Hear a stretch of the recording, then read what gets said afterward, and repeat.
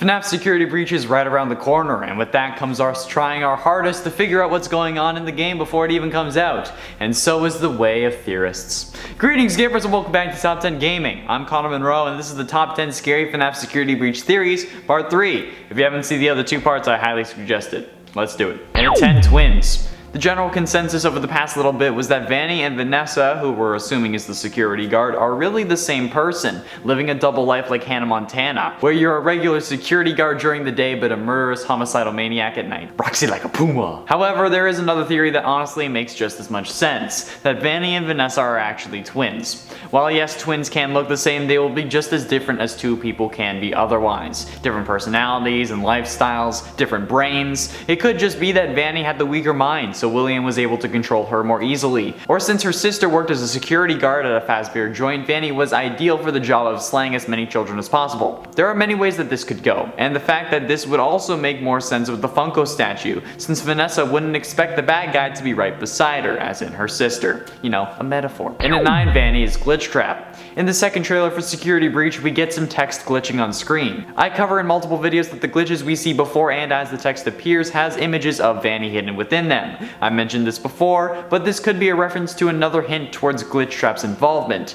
The glitching text is no coincidence, Scott doesn't mess around with that, so Vanny appearing in the glitch text could be hinting at his control, or it could be that Vanny is Glitch Trap reincarnated.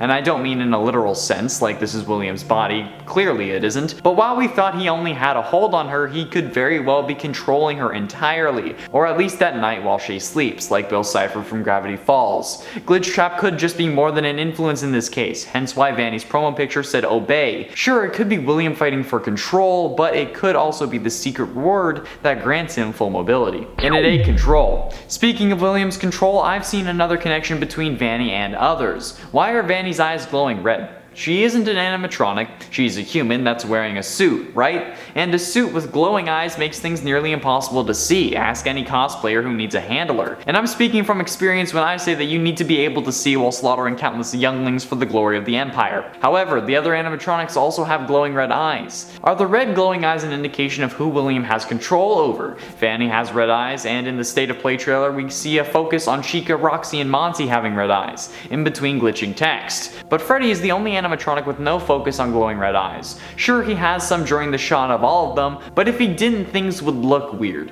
This could also be an indication of how he won't be under Afton's control until the end of the game. The Moo Man also has red eyes in both trailers, but the Sun Dune hasn't been shown with red eyes, but William probably doesn't use the animatronics during the day, because that just seems like a stupid idea. And at 7, prequel. Most assume this game takes place after Help Wanted, and that Vanny is William's protege, but what if Vanny is William's predecessor? It would explain why we see Vanny's mask in an old rundown cellar in Help Wanted. It's a memory. People also think the game takes place in the 80s, but if it does take place after Help Wanted, that would be impossible. The Freddy Fazbear Virtual Experience, the game we're playtesting in Help Wanted, is meant to be a VR game, with hand tracking, and not like the Virtual Boy I talked about in my very first list on the channel, where Nintendo made a VR headset that only showed red lighting. Plus, that was released in 1995, so even in the 80s we didn't have the technology required for virtual reality. And even if Fnaf's world was advanced 10 years ahead of our technology, they would still be years behind. So what if this game is really a ways before William's origin of sorts, where Freddy's was a big conglomerate that had nothing to do with murder? It makes some form of sense, even if it is fairly nuts. And at 6, we die. The whole series of Five Nights at Freddy's games is about not dying, surviving for 5 nights until 6 AM, or not dying while looking through a corn maze or completing a challenge. So this game will also involve not dying, obviously. But in multiple FNAF games, we have canonically died. FNAF 4, we die at our own birthday party, assuming we play as the crying child. In Sister Location, we get our insides scooped out and replaced with Ennard, thus making our bodies rot away. In FNAF 6, we burn in the fire at the end of the game. The main character dying is honestly common at this point in the series, so Gregory getting killed at the end of the game shouldn't be brushed off. It could be required to complete a resurrection ritual for William, or it could be that Glamrock Freddy betrays him at the end of the game, crushing him inside of his stomach. The possibilities are endless, because we know it's highly likely that Gregory will die. Sorry dude, rip. Halfway through at number 5, Fetch.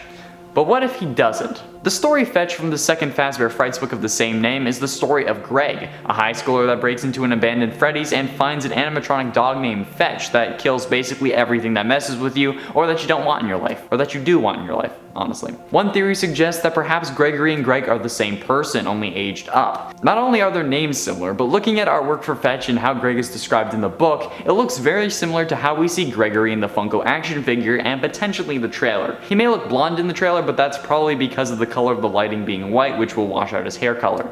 This combined with a fascination for the Fazbear locations could mean that Gregory is Greg from Fetch, since as you get older you would probably go by Greg, so your mom could full name you when you got in trouble. And at 4, Gregory is crying.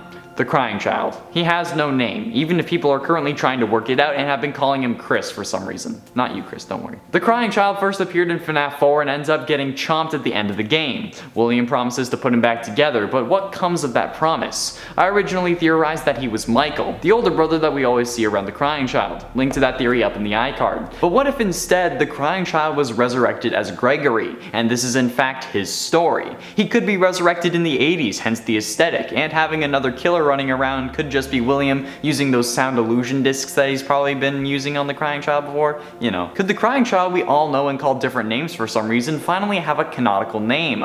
Or could this combine with our next theory? Maybe this could be an in-universe game about the crying child, who the Scott stand-in decided to call Gregory. We'll only know when the game comes out. And a 3, in-universe game. We know for a fact that the world of Fnaf got a whole lot more complicated when Scott openly inserted his own stand-in into the game lore, saying that an indie game developer made up games that ruined the reputation of the restaurants. Most people thought that those games would be the ones we played, you know, Fnaf 1 to 6, but they never said which games are in-universe. The lore with all these games has lined up, and the story makes sense. William burns in Fnaf 6, but possesses a hard drive that gets scanned and how wanted. If those games were made up, that wouldn't line up so well. What if Security Breach is one of those games they were referring to? It would make sense. The killer isn't William, it's Vanny, because you would get sued for using his likeness. But still the same idea with the bunny costume, you're luring victims away from their families. And the animatronics are nothing like we've seen before. This also solves the timeline issue. The game itself takes place in the 80s, but that's because it's an in-universe game that perhaps William has invaded. Roxy and Monty are there to add more animatronics without infringing too much copyright. And we've never seen Fazbear Inc. have a place like Pizzaplex. And how would it be successful after so many stories of murder and death?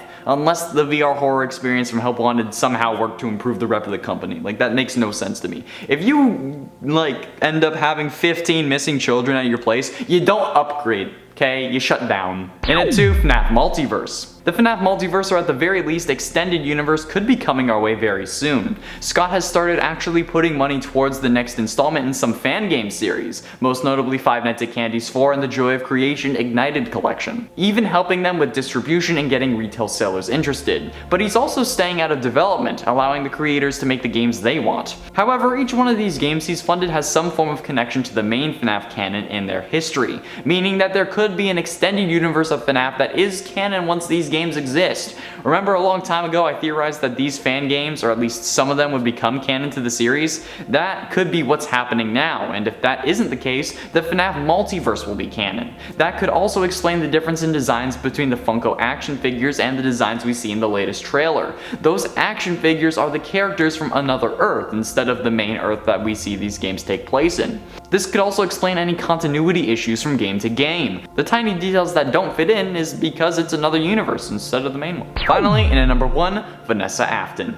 We know the security guard's name is most likely Vanessa. However, there are some distinct similarities we have yet to discuss that Amanda actually pointed out to me. In a previous thumbnail I put Clara Afton confirmed, pointing at Vanessa with purple eyes, but her eyes are really green, the same color as Baby after being possessed by Elizabeth Afton. Green eyes are weird because they're recessive to brown eyes but dominant to blue, meaning if one parent has green eyes and one has blue, the baby will most likely have green eyes. And it's possible that William has blue eyes, or even green eyes. If we go off the color purple, blue is the closest thing to it out of eye color, so it's very possible that their child would have green eyes. Even if he had brown eyes, it's possible that their child's eyes would still be green. If anything, they would have to have a green-eyed parent. Not only that, but Elizabeth and Vanessa are both blonde, a recessive trait. So yet another connection to Elizabeth. We know Scott has a fascination with eye color, so that has to mean something. Not only that, but they also share a voice actor. Emily doesn't talk, it's true, but Baby does after being possessed. Baby is voiced by Heather Masters. Masters also voices Scrap Baby in Fnaf 6 and Ultimate Custom Night, as well as the Plush Babies, Plushkins, and 8-Bit Baby. She also voices Vanessa as confirmed by IMDb listings.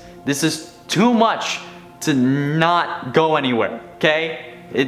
There has to be something here. There we have it, friends, the top 10 scary FNAF security breach theories part 3. Which theory surprised you the most, and do you have any for part 4? Let me know down below. Thank you all so much for watching. I have been and shall remain Connor Monroe, and I'll see you in another video. That's not me saying you're gonna get a part 4, I'm just saying if there was a part 4, okay? Don't freak out in the comments.